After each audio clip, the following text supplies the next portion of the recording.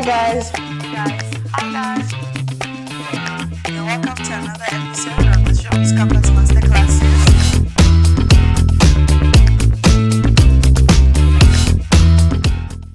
Hey guys, you're welcome to another episode of the Showbiz Campus Masterclasses. With me is my G, my learned colleague, Akinyemi Law. So we'll start for the people that don't know your real name. What is your real name? Yeah, my name is Akinyemi Ayinoluwa. Yeah.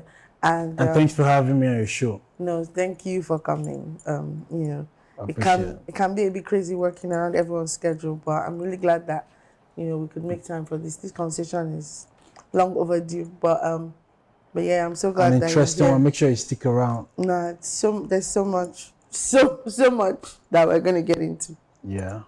So obviously, a lot of people know you as a lawyer, as an entertainment lawyer, but a lot of people don't know how you got into entertainment. So let's backtrack to... Yeah, so I think my journey in music and entertainment started as a youngster. Started from growing up in a very conservative household, and music was like the medium of escape for me. So I grew up not watching TV. So that tells you something. And then I fell in love with music. No way. I didn't know that. I did So not. that's something a lot of people do not know. Wow. And then the first time I think I encountered music was, maybe in church. I'm very sure that it was in church. And I was always drawn to the piano, and that informed me participating in church, Yeah. trying to be a member of the choir. And up until secondary school, I was trying to be cool, sing a lot of plantation boys songs, Star Plus. Yeah. And to the point that I think I found a lot of inspiration in Two-Face. Yeah. And up until I got into uni, I continued trying to, express myself through music. Then I started like a boy band. After I passed my jam, waiting for uni. And then we started recording a lot of original music. And that was everything I did until I qualified as a lawyer. Wow. And then, so all through uni, a lot of people knew me for being a recording artist. And since I didn't get to blow, since I didn't blow up, I just kind of like transitioned into being a talent manager. Wow. Yeah, so that was my initial... You had a few jobs. Of course. So immediately I qualified as a lawyer, I just kind of like patterned my movement after How Do My Corey. Because people were telling me he's a lawyer. Then I read an interview that he's a lawyer, and then he signed Emma Abaga. So I was thinking, well, maybe this can be me in a couple of years. Wow. So let me also start as a talent manager, and then let me sign my own artist, and let me see where this leads me. So I got into a relationship with the artist, and somehow things didn't work out like I planned. And then when we stopped working together, I just started strategizing that, okay, looks like being a talent manager is not working now. What is next? So I remembered an interview that I read when I was in year 3 at the university of a certain music entertainment lawyer called Mena Apojavi. So that was what kind of like drove me into, okay, maybe I could just be a lawyer working in music or working in entertainment. And that was how I picked it up. And ever since, it's been an amazing ride. So, I mean, since you decided to become an entertainment lawyer, how has it been? Yeah, like I'm thankful to God. It's been a mixture of the bitter experience and the sweet. I'm thankful that, I think as you grow as an individual, as a lawyer, as a professional, it gets better. Yeah. Because I think the most difficult part of it is actually getting opportunities to Yeah, to use the to knowledge. exactly and to apply expertise yourself you have. and use the expertise. But as soon as you start getting those opportunities, it gets a lot more interesting. It comes fulfilling. Exactly. So before we go further, I can already see from your journey that like you kind of have to keep at it and keep seeing what works for you. Because I mean, you started out as an artist, then a manager, and then you decided, okay, I'm going to be an entertainment lawyer. So what would you say kept you going? Like what drove you and what drives you now? Yeah, for me, I started as an entertainment lawyer, but now I'm even going deeper into music.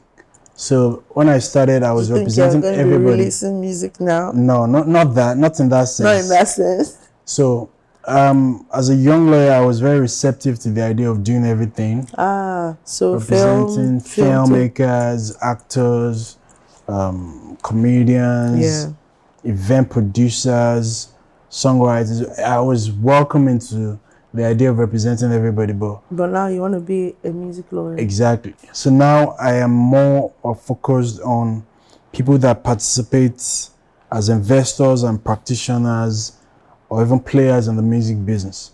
So I think everybody has different aspirations. And whatever they are calling you. Exactly. But what guides me is the love for music. So I love music more than any other form I see. of entertainment. That makes the most sense, actually. So that's what keeps me, and it can be very tedious, but the love for what you do sometimes helps you stay on track. So apart from learning to sort of like keep at it and just, keep going, whatever you decide you want to do, what other lessons can you give anybody that is, trying to do what you do? You have to love it.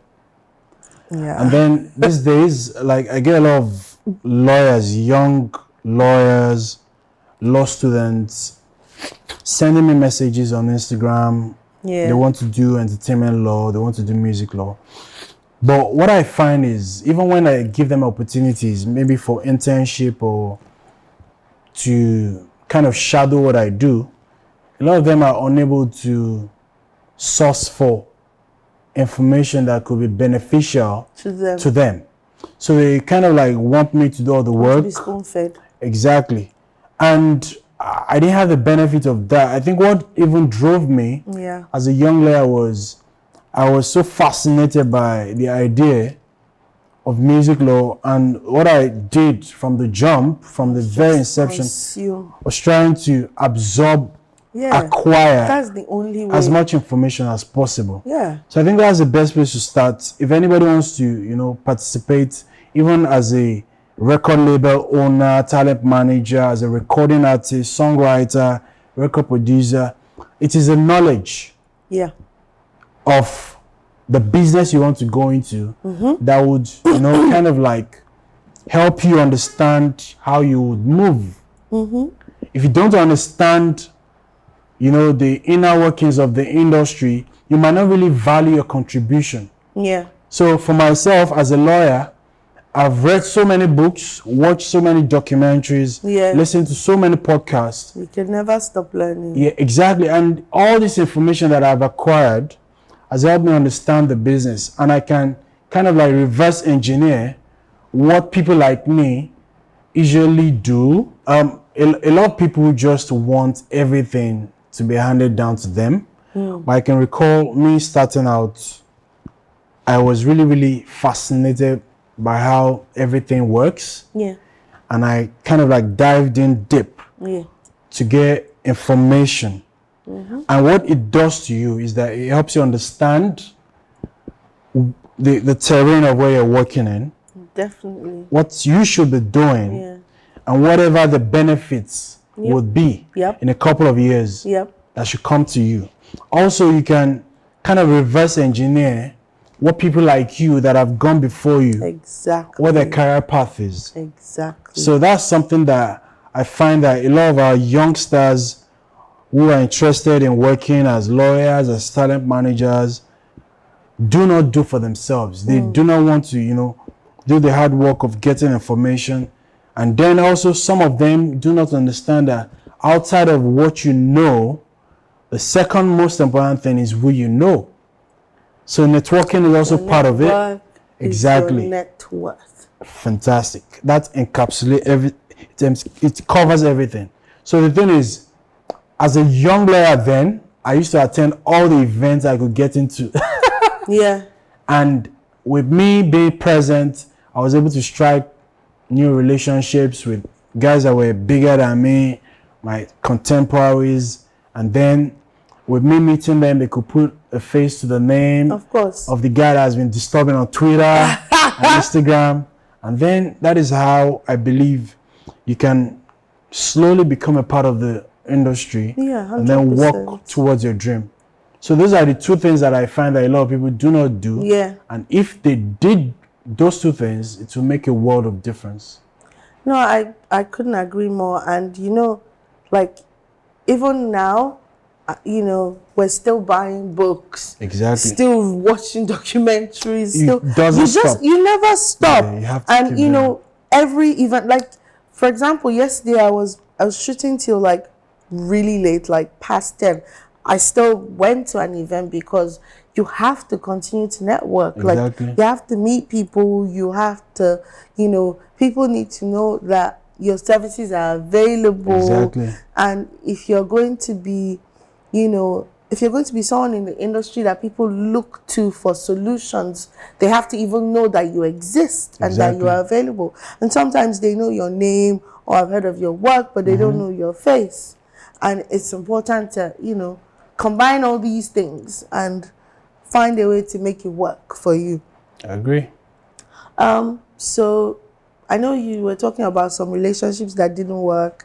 What would you say what were the ones you can tell us? Please feel free to name names.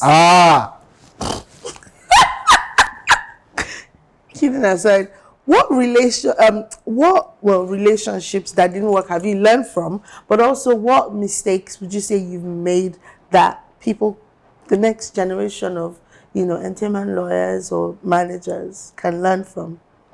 Yeah, so I think for me,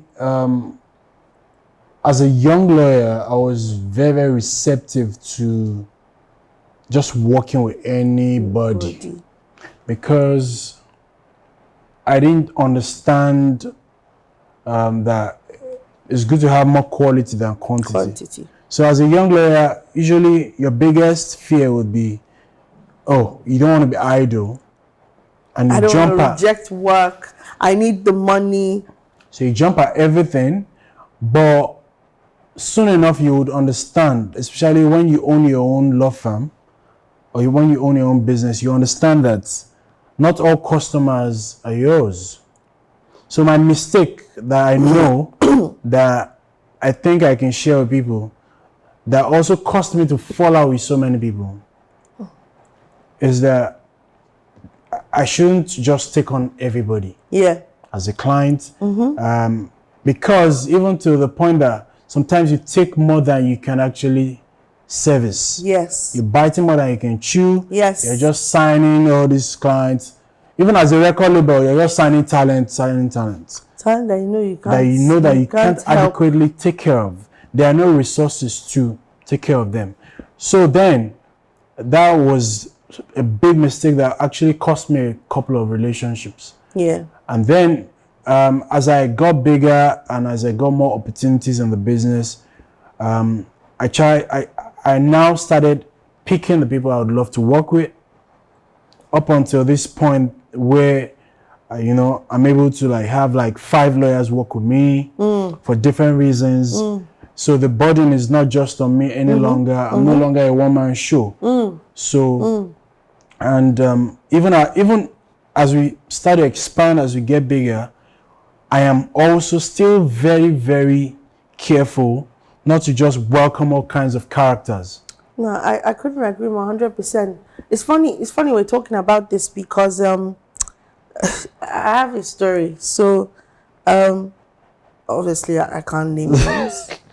But there's this potential client I ran into at you know, I think it was some birthday party or something. I ran into this person, and it's funny. This was someone that, and I think I'm about to, like, you know, tell you another tip as well. This was someone who I had sort of seen the work they had done from a distance, and I thought, oh my God, this person is doing amazing things, blah, blah, blah. And this was someone that I knew from like way back in the day before we both ever decided we were going to go into entertainment, right? And so the person was like, oh, we should do a sit down. I've actually been looking for a lawyer, blah, blah, blah. Again, this is why you shouldn't get enticed by the money.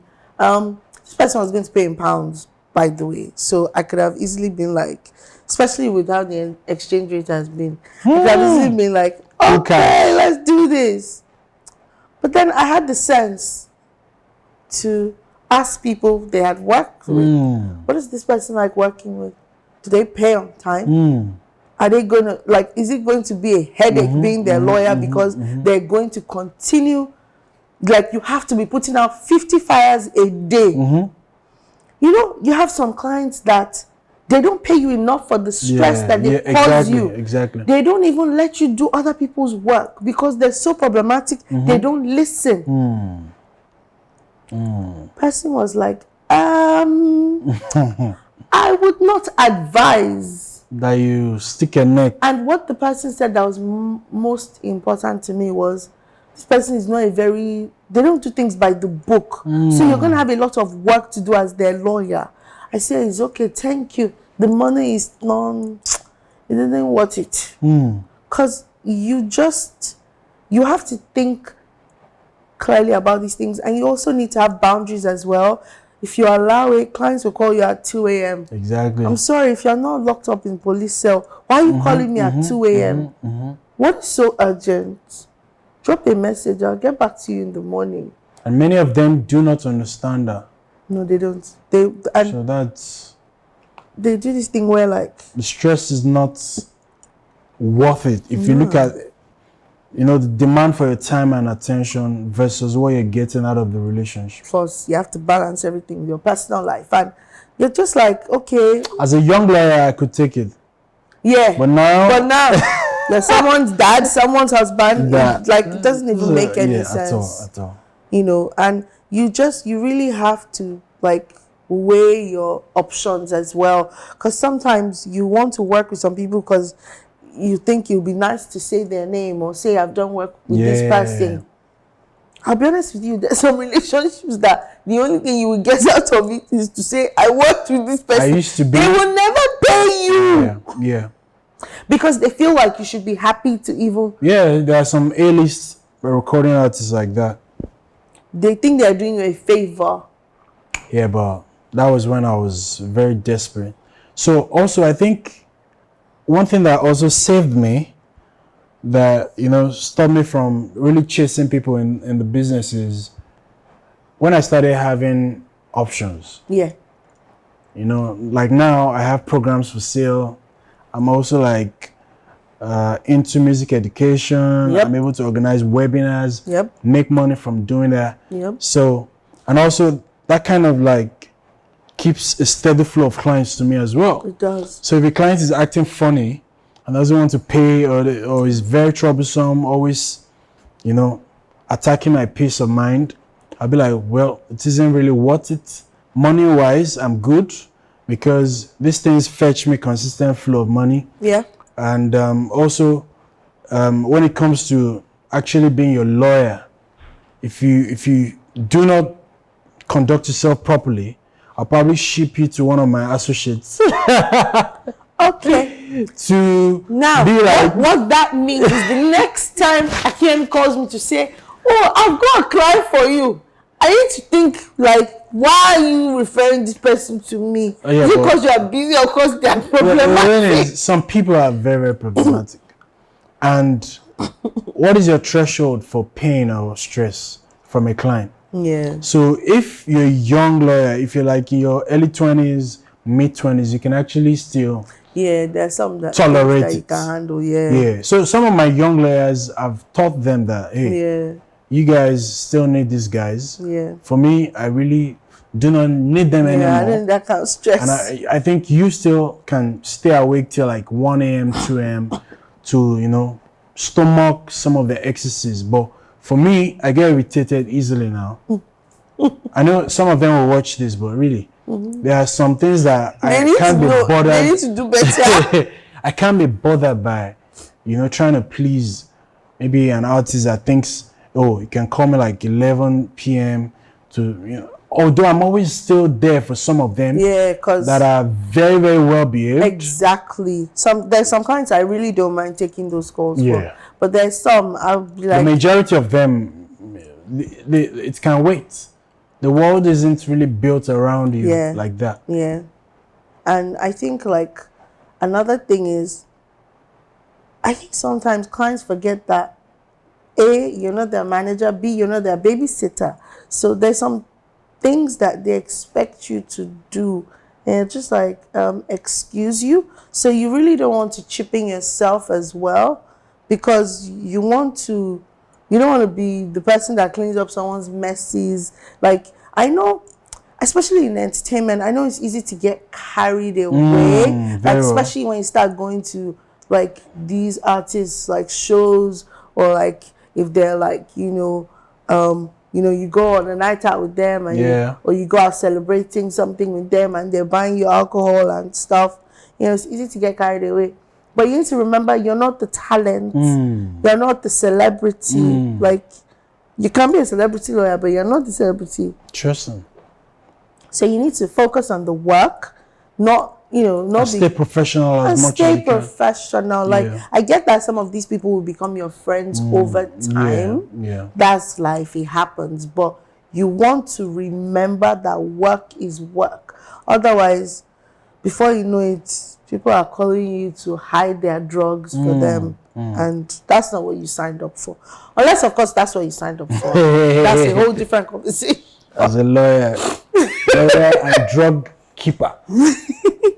But if you had to sort of give like, one final tip, or maybe something that you could have done differently, what would you say that would be? Okay, let me use this opportunity to thank one of my egbon in the industry, earlier mentors when I was starting out. His name is Akinyemi Ayinoluwa, all right? The net. Yeah. So I think he kind of noticed my zeal and passion. I was doing a lot of writing, I was attending a lot of events, and he noticed, and then I think he called me up to his office when I was a lawyer, my 3rd year as a lawyer. Then he mentioned something to me that I should look for a product or a service to sell. Even while I'm still trying to build my law firm, I should look for a product or service. So I wish that I started selling my programs sooner. I think that would have kind of like helped me. So I started doing these programs like I think 4 or 5 years ago. So imagine, and the benefits have been enormous. Like, the thing is, shout out to you for doing that, by the way, because like I don't think I ever saw myself as an educator until I started creating that kind of content, and everybody was like, do you know what your videos do you know what your videos do for us? Yes. Like, are you having a laugh? Like, yes. For real? Yes. And I'm like, really? But you guys helps. don't listen when I tell you these things in person. But somehow my they content... go back, they save it, and it helps them, it shapes their decision making. So I met a lot of people at public events, at the mall, cinema, wherever, and then they always tell me like, man, you don't know what you do for us from your content. So I wish I started that earlier. I think my fortunes in music would have, probably, but you never know. But I think I'm still thankful that, that I find fulfillment in what I do. Shout out to him for letting you know that was something you could do. And shout out to you for listening to him, because I probably would never have the idea. Like it would never have occurred to me, to be honest. I always thought that education wasn't something that So I think education would always be big business. Always. As long as you master something. Yeah. If you're a music producer, a mixing engineer, sound engineer, a lawyer, as soon as you master something and you've done it well for like 3, 4, 5 years, in fact, you don't even have to have done it for that long. If people know that, you make the best graphic design work, and you can teach it, people will pay. Yeah, it doesn't matter how long you've done it for. Because these are skills that are transferable. Yep. This is knowledge that people can transfer. Yep. And if you're helping them learn a new skill to be able to make money for themselves, you should also be able to sell that knowledge to them, and people will pay. During the pandemic, what got me through was consultation, teaching, webinars, and trust me, that was even enough to take care of my. I think it was just during the pandemic that I actually got into education. Yeah. And and I think that's actually when we developed like a proper relationship. Yeah. So thank you for opening my eyes to that. But talking about mentoring, by the way, shout out to Aldo McRae for just always being an accessible person. Because a lot of people who have achieved what he has, but if he runs into you and you want a minute to talk to him, ask questions, he's always so kind, always so lovely, and just so thank you. Shout out to the OG. Thank you, Aldo, for always being amazing. But I think mentoring is something that we don't. I know a lot of people don't make time for mentoring because they think, I don't have time for that. But I think it really it builds you up, and you're really you're affecting the next generation. It's probably one of the reasons why, as stressful as it is and as busy as I am, I'm forcing myself to do these conversations, because there's always something for the next generation to learn from the people that are doing it right now. And I use this example of Thames and SDC. I don't know if SDC in their wildest dreams thought that they would be rubbing shoulders with Jay-Z. And that came from holding Thames by the hand. Literally. Taking her to the world stage. And now Thames is also taking them by the hand and dragging them along with her. So it's a very, very symbiotic relationship. So for me, I believe... So I started creating content as far back as 12 years ago from Twitter, Facebook, and now Instagram is the platform where I really, really want to own. People are telling me to do TikTok. So people ask me... Yeah, do TikTok. I started doing TikTok. So people ask me, why do I give out so much information? Why not charge? And I'm like, trust me, the more I give, the more I get. Fact. So now I'm raising the next generation of lawyers, young, smart guys, and I'm shocked that in such a short while, I'm giving them so much of my time, relationships, and mentoring them. And what's coming to me, I'm also amazed. It's like you investing $10 in someone, and then you're getting $100 in less than a year. It's amazing. So, and me giving to them, I don't do it to really, really expect immediate returns. Yep. But I just believe that the principle is, the more I empower people, and when they start to prosper, the prosperity will just somehow find its way back to me. Oh, definitely. Most definitely. So that's something everybody can use. Mentorship is really good. As you get bigger, try to put people on at your own pace. Yeah. Look back and see the people that are special, that you connect with, that you can also help to elevate. Yeah. Because like Davido would say, we rise by lifting others that have sense. That's the caveat. Thank you so much. Thank you for having me. For coming on and sharing these, and thank you for for always being supportive and always being willing to have a conversation and and just being there. So and I think that's one last thing as well. Just collaborating, there's nobody that is an island. Even if Yeah. you think, oh, I don't need this person, you just never know. Yeah, you never know. What will come out of that relationship. Where can they find you? Yeah, I'm online, very active on Instagram, soon to be active on TikTok because of I'm working on a program for recording artists, so I might have to just do TikTok eventually. it's kinda so I'm looking at inevitable at this point. yeah, exactly just to amplify the work we're doing. Yeah. So you can find me at AKINYEMI LAW on Instagram and on Twitter. On Twitter now, I don't really post anything work related. I just catch vibes. I just see what's going on in the crazy minds of certain people. Look. It's election season, so you see all kinds of Weird tweets stuff on there. Yeah. on Twitter. If you haven't subscribed to this podcast, Please subscribe. I don't know We need what you are doing. We need you guys. Look, this thing is going to change your lives. Yeah. These conversations that I'm having this season, Quality the people, information. like, you don't even know who the next person that will be sitting beside me is, and you don't want to miss out because they're telling us things that have never been heard anywhere before, like stuff even I didn't know, and I thought I knew a lot, and I thought I knew these people. But subscribe, like, share, send to your friends, send to your enemies, your boyfriend, your girlfriend, but you get the idea. I can't wait to see you guys in the episode. Bye-bye. Bye.